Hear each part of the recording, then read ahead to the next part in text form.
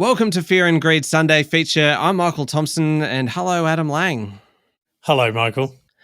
Adam, every Sunday we look for something that is going to give you some good kind of Sunday listening, something to really kind of sit down and listen to, spend a bit of time with. Usually it's an interview from the Fear and Greed archive because we've got thousands of them just sitting there and all of them are gold. Adam, but sometimes it's an episode of our sister podcast, How Do They Afford That?, which is essentially about making your money work a little bit harder for you. So usually it's about kind of budgeting or investing or managing your money within your family and within your household. Today, it is an episode of How Do They Afford That we're bringing to you, but it is probably the most serious episode that we've ever done because it is not about any of those topics. It is about financial abuse.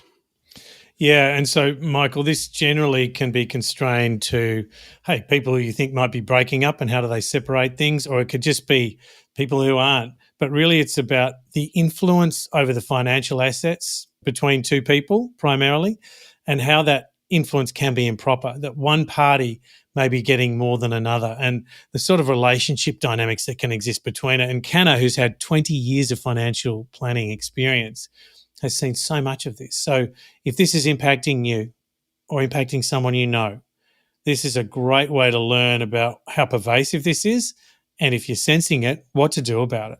Yeah, and we go through the red flags because the thing is that this is happening behind closed doors in relationships that look healthy from the outside, but on the inside that there can be something absolutely terrible going on, and it is financial abuse, and it has many different forms. We go through all of them, what to look for and what to do, how to help if you think someone might be in trouble. So it does come with a warning because it is a very serious topic, but it is a very worthwhile topic. So here it is, the latest episode of How Do They Afford That?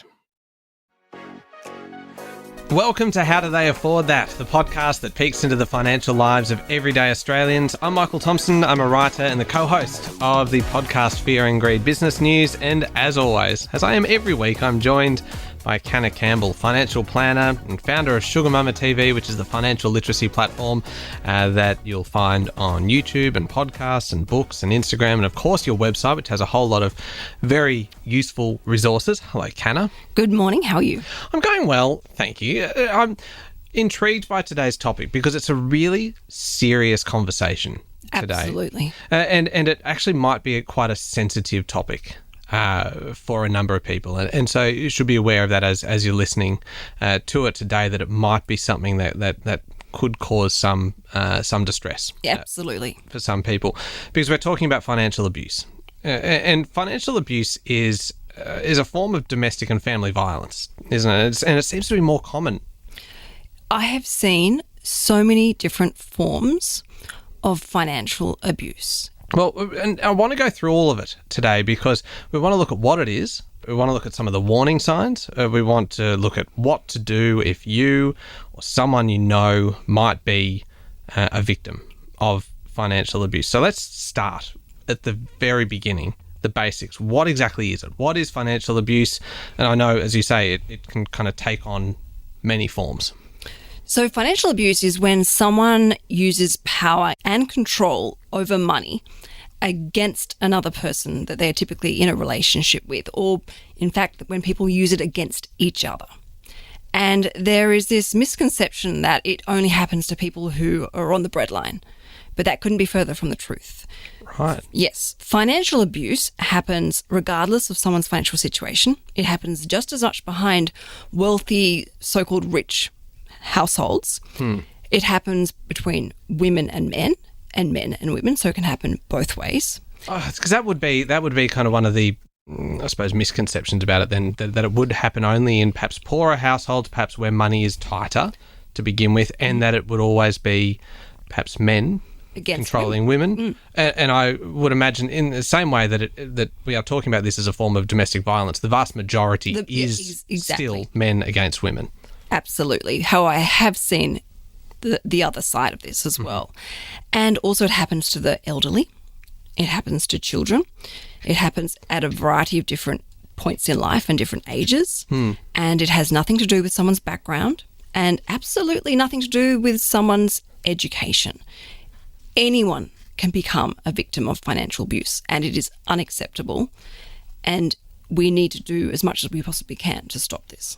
Okay, so let's go a little bit deeper into kind of what it looks like. And so this is control, essentially, in some cases. So what, controlling access to money to spend, or preventing you from seeing the accounts and knowing how much money is actually there, or just, am I taking too narrow a view of it? Yes. Okay, all right. And I say that in a nice way because I think the more we can make people aware of what the warning signs are and the red flags, people will be able to identify it quicker. But it's essentially taking control and dictating, but with no respect, no communication, no sort of agreements. It's forcing someone maybe to even take on a risk that they're not comfortable with or not ready to take on, such as taking on an investment loan or investing in something that just they're not comfortable doing. It's too risky for them or doesn't actually suit their needs. Forging someone's signatures. I've seen that a few times. Removing access to money. Then there's obviously excessive spending as a form of punishment. And then we obviously see the gambling addiction as well. Lying about money, hiding money. And then I also saw one recently which was actually withholding basic financial literacy from someone. So they told them that they would never be able to qualify for a loan in order to be able to break free from that relationship, which was a blatant lie. And this came from someone who was highly educated around financial literacy. Wow. Yeah. That's really disturbing. It's heartbreaking. And I probably would receive at least 2 to 3 emails a week or DMs on Instagram from people sharing stories. I want to get in a moment to some of the warning signs and some of the red flags that you might see if you were in a relationship and you go, actually, this is what I'm experiencing at the moment, or if you see it happening to a loved one or a friend. But can I ask you first, do you ever see it, or do you think it gets downplayed as perhaps somebody just running a tight ship with their family budget things, or saying that, money's a bit tight right now, so we're just going to kind of really focus on things and no one's spending anything and you're not allowed to kind of go off and spend? Or does it kind of get swept under the rug a little bit? Does it get downplayed? Very much so. And the problem with that is the issue compounds and it gets more and more controlling, more and more serious. And obviously then the financial, carnage can become even worse. And we try and put on a brave face. Well, this is what I actually see a lot with women. Oh, look, we're just trying to do the best for the family, and, this person really wants this, and, we're just going to do it. And you want to almost keep the peace, because the flip side of saying no can also be equally frightening, especially if we're dealing with family violence here and the consequences for other people involved in the household or in the family. But the problem is there's no communication. There's no mutual respect. There's no compromise. There's no commitment. And there's very fragile trust being shared. And they are the key pillars of a healthy, harmonious relationship. What are some of the financial outcomes of this? So say someone is in a situation where they are being controlled financially. We would be looking at the potential to have a damaged credit score, credit rating. You might have money spent or borrowed in your name, which sexually transmitted debt. Absolutely. Yep. I spoke with a woman whose husband or ex-husband was gambling and had a whole pile of tax debt, and she was lumped with a good fair share of that debt and was left with $7,000 after the time she got out of the relationship for her and her daughter. Wow. And that would disappear like that. Didn't even have enough money to pay for furniture, or only just enough money to put bond to go and rent somewhere. So what are then some of the warning signs? What are some of the red flags that, as I mentioned before, if you are in a relationship and you're listening to this and just going, you know what, I don't get a say in what we spend money on, or we are always prioritizing somebody else's needs within the relationship, or I don't know how much money we owe. Well, when you don't have access to the money, or you have no visibility, that's, I would say, the first warning sign that there's a problem. You should always have access, and you should always be able to have a bird's eye view on your entire financial situation together as a family, particularly if you have shared financial responsibilities such as children or, mortgages or some form of sort of financial product or loan. So that is essential. Then, of course, obviously having the access, be able to pay for things equally that you've agreed upon, having a budget in place that you both have sat down together. As I said, there are so many different forms of financial control and so the absence of those things is really the absence of agreement, respect, communication, trust. Like if they're missing, you've got a problem on your hands. But that doesn't obviously mean that's the end of it. There are solutions out there, which obviously we'll come to. I'm just trying to get an idea because it feels so much bigger than I thought it was. And so I'm just thinking of like conversations that I've had with people over the years or little comments that have been made about a lack of kind of knowledge about money within a relationship or a lack of access to money within a relationship or just this general feeling that money is always tight in this relationship and therefore they can't spend anything. But then you see suspicious kind of purchases being made by one of those parties and you're like, doesn't really add up. Is it like comments? Are you listening out for comments that your friends are making when they're like, oh no, it's a bit tight right now and we can't kind of do this, or so-and-so has said we can't do this? What should you actually kind of be listening for? What are some of these kind of trigger words that would make you go, this person might need some help?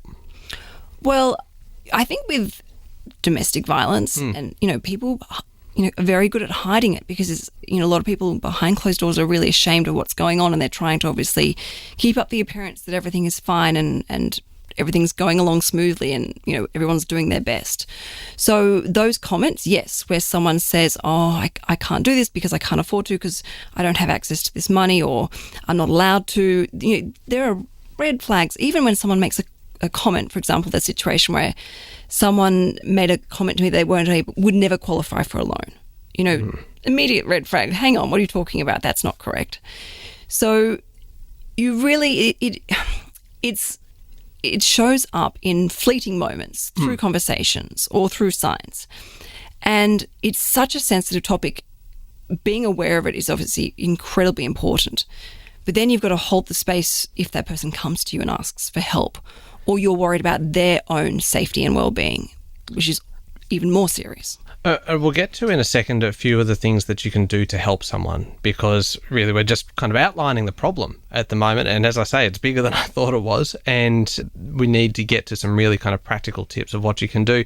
But you mentioned something earlier that got me thinking, that we've really kind of focused on domestic relationships, basically between a person and their spouse.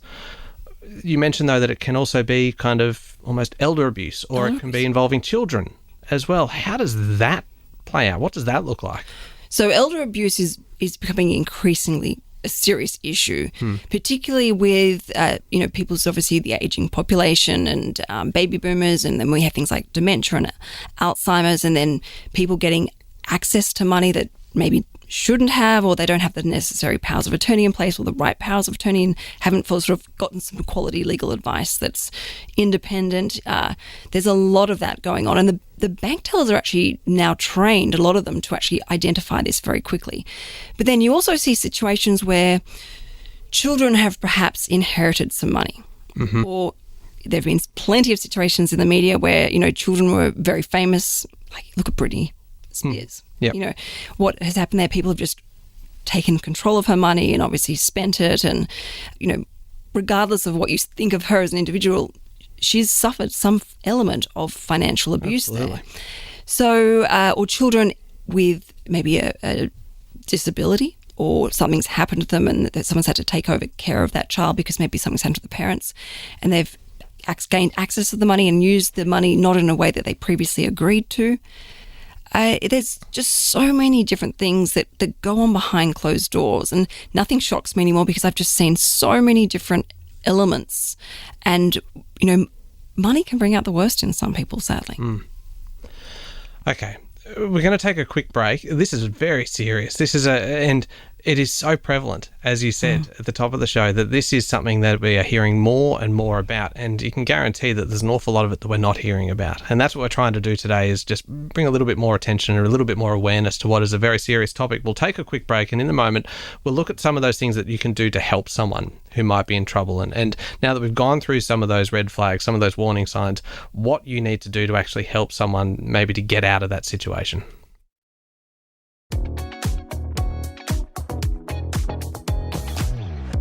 Canna, we're talking today about financial abuse, and this is a very serious topic, and it's a topic that might be quite a sensitive one for a number of listeners, but it is an important one because, as we said, that this is something that is happening more and more often, and we need to know what to do to identify it, but also then to help people who might be in that situation, finding themselves or someone that they know, someone that they love in that situation. What do you do? If you think someone might be a victim, how can you help them? The quicker you get in there, the better. So the moment you see or hear some red flags, to be able to tactfully and sensitively say, are you okay? Is everything all right? Is there anything I can do to help? And let them know that you are a safe space for them to come to, and that they will respect your privacy and that they can trust you. Mm-hmm. Because the thing with victims of financial abuse, and any abuse, is their self-confidence and self-worth is diminished. And it takes a lot of strength for someone to finally come forward and say, actually, I'm scared, or actually, I'm forced into this situation that I don't like, and I'm fragile, I'm vulnerable. And it's not about a quick fix or throwing money at the problem. There's an issue at hand that needs to be addressed. Well, it goes to the heart of the relationship. Absolutely. And it's a long-term recovery. Just because you've gotten out of a financially abusive relationship or marriage doesn't mean that everything's fine again. It's a lot of work on yourself, a lot of therapy, a lot of support, a lot of encouragement to get yourself back on your feet again and to find your, mojo again and start to establish some healthy boundaries for yourself as an individual, so that you never, repeat history or let that person back into your life if they aren't worthy of being there in the first place. So speaking up is very, very important, but also it's an area that can also spiral out of control when people maybe interfere, and the person who's creating the financial abuse may react in a way, because we do need to remember this falls into family violence. Mm-hmm. And whilst there are many forms of financial abuse, there are also many forms of, violence. So we would never want it to be the trigger of making things get worse. So it's so important that calling in professional services if things are really serious. And that, if it's obviously calling out to the family violence information line is important, because things can very easily get nasty. And this is mentally and emotionally draining for everyone involved, not just the person that is, the victim, but also the people around the victim that love them and care for them. The children, the aunts and the uncles, the friends, the neighbours that are watching, things going on that aren't healthy. And it's just got to be managed with so much sensitivity and tender loving care, but with professional help. But then obviously there are situations where, someone may be just making a passing comment about their relationship and something that upsets them. Sharing contact details of financial counsellors or even marriage counsellors can often work through couples together to help them establish some really healthy boundaries or ways of communicating to each other about certain things within the personal finances within the relationship. And whilst that may not necessarily be financial abuse, they can be very, very constructive and helpful that stop things escalating. As a financial planner, in your years of kind of meeting with people and having conversations with them, were there ever instances where you had a conversation with someone and actually made them aware that they were potentially the victim of financial abuse, that something that they thought was completely normal is actually not normal and not okay? Yes, so many times. And that's why I say I've seen this in so many different forms, and it doesn't just happen for people who are on a tight budget. It happens just as much in wealthy homes and very, very wealthy homes. And it happens to highly educated people. It's a disease almost. It doesn't discriminate at all. And there are so many different elements that just can create this trigger where someone's level of financial abuse can quickly escalate. And I've even sat in many, many meetings with couples in front of me that have come to me, one wants one thing, the other one wants something else, and they're on different pages, and I've had to show them ways to come together and work together as a team where it's based on the foundations of respect, communication, compromise, compassion. And I do believe if you can get onto it quickly and, you both remain supportive of each other and respectful, and you both build your foundation of financial education, it significantly reduces these risks within your relationship. But that respect and equality and teamwork really is non-negotiable. Yeah, you've got to have it. Can I go through with you then just some almost a step-by-step as to what you would do, because there's been so much information here. And let's say that you've identified this potentially happening with someone that you know, a good friend, for instance. Step one, a conversation. Yep, have a chat. A private, safe conversation that starts with, are you okay? Absolutely. And also let that person know that they're not alone. This is a very common problem because I think often when you're caught up in a toxic situation like that, you can feel very isolated, and that, you're the only person that's gotten into this situation going through this pain and turmoil. But in fact, it's happening behind so many households, closed doors. So then when they are ready, and obviously and you really have to respect when people are ready to have that, they've finally got to build that strength within themselves to do something about it, because you may take years of conversations with someone to finally help them see the light, or to see, all right, you are worthy of more. You deserve better, for them to finally then make that step and go, all right, I need to get some help. Can you help? Come with me to see a professional. So even if you can support them with a professional, whether it be sitting, holding their hand in a meeting, with a lawyer or with a counsellor, that support is invaluable. And listening and just being that sounding board and that shoulder to cry on, because it is emotionally debilitating. What about then the conversation with the other party?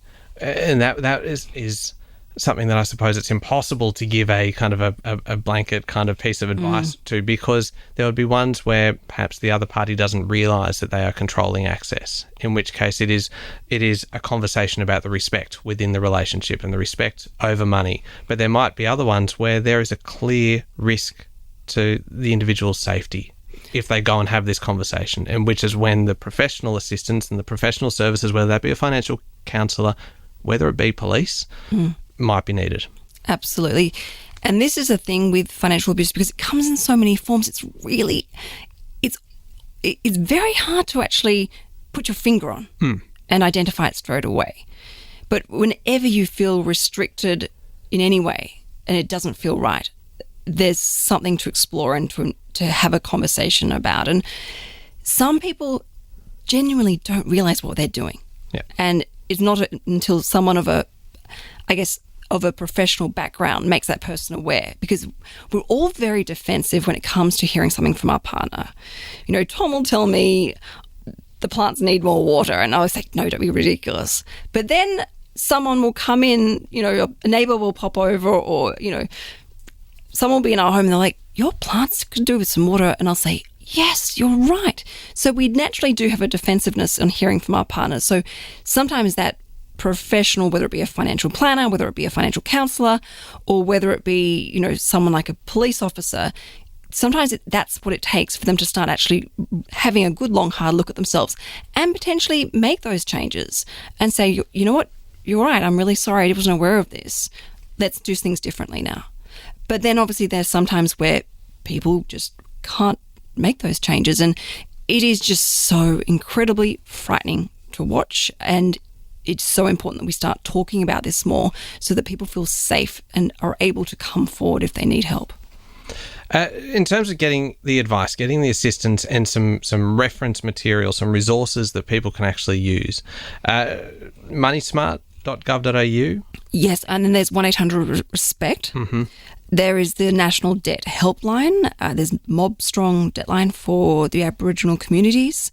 There is the Department of Social Services, where you can get crisis payments and grants. Centrelink can also do a sort of, not a bonus payment, but they can sort of pay a little bit in advance to help you get on your feet again. There's Salvation Army and St Vincent de Paul's. They're for housing, because sometimes these things blow up and people are left without a home. and particularly if it's an element of safety here and children are involved, there is one link, and then there's a link to home, and there's Shelter Me, and there's Entry Point, and then of course there's Lifeline, and there's a great resource for a lot of people who, I guess, want to maybe take that proactive approach, or things aren't too serious, but you don't want them to get any worse. And I always say, like, the moment there's something there, jump on it quickly. And that is Family Relationships, or Relationships Australia is a great resource for people to be able to access.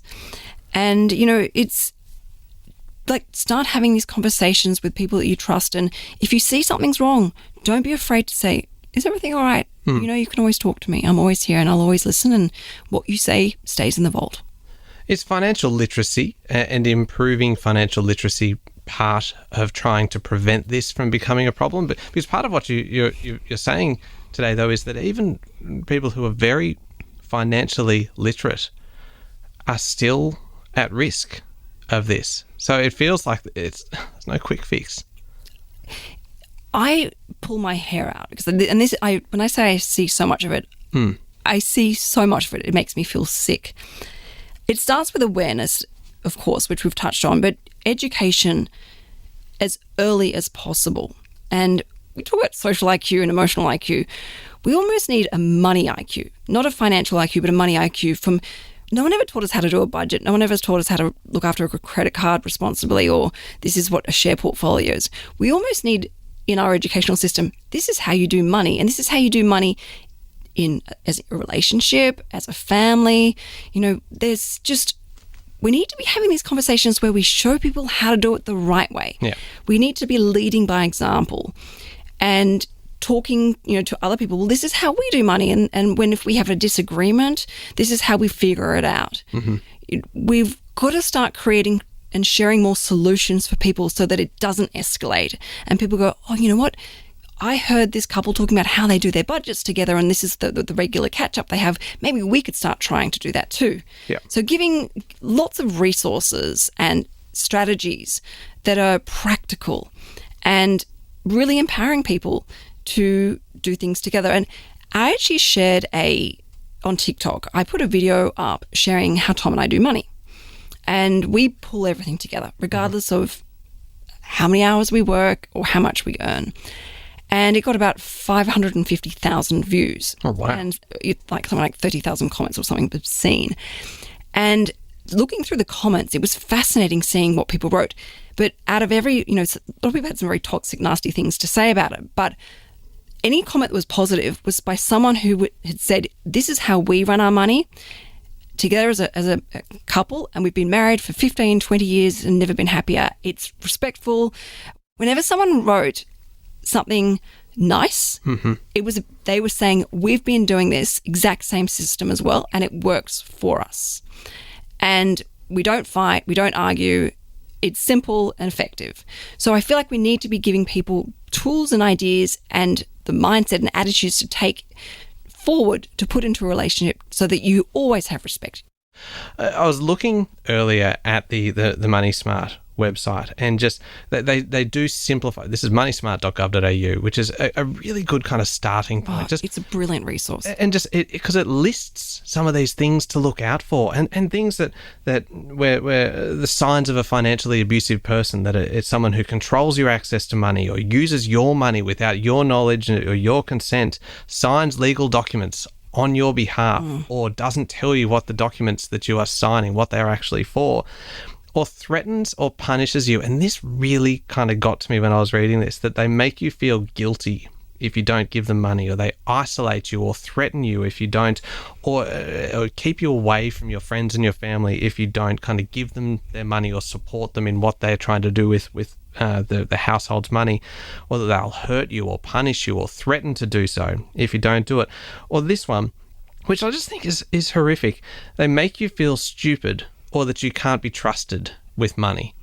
Like, where is the respect? And it is just horrific. And so I know we spent a lot of time talking about this today, but I think it is just such an important topic, and it's one that we need to be talking about a lot more, because, as you say, it is out there, and it's more prevalent than we think, and there are things that go on that people may not actually realise they're not okay.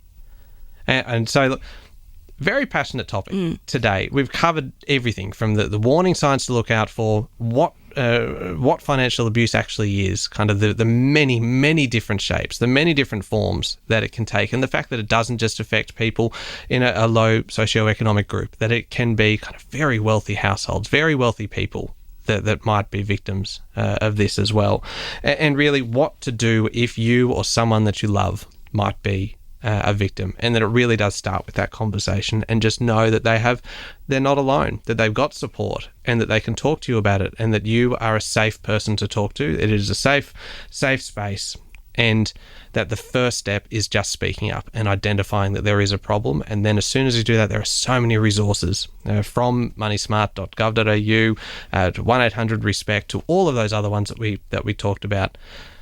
I feel like we have just kind of really only just scratched the surface of it, though. Yeah, we have. And for anyone that's listening and wants to hear some feel-good stories off the back of this one, on my podcast, Sugar Mama's Fireplay, I've interviewed probably about 8 or 9 different women who have been survivors and thrived from financially abusive relationships. All right, very important topic. Can we finish on something a little bit positive here?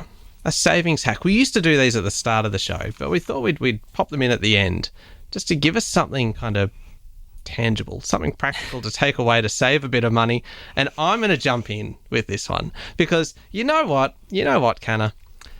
I have started to accumulate more savings hacks, and you know where a lot of them have been coming from? Me.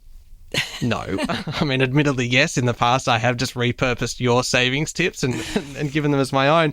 But do you remember a little while ago when I said, I think I actually complained, that our listeners were all contacting you on social media with savings tips? Oh, yeah. And I said, just blatantly, stop contacting Canna.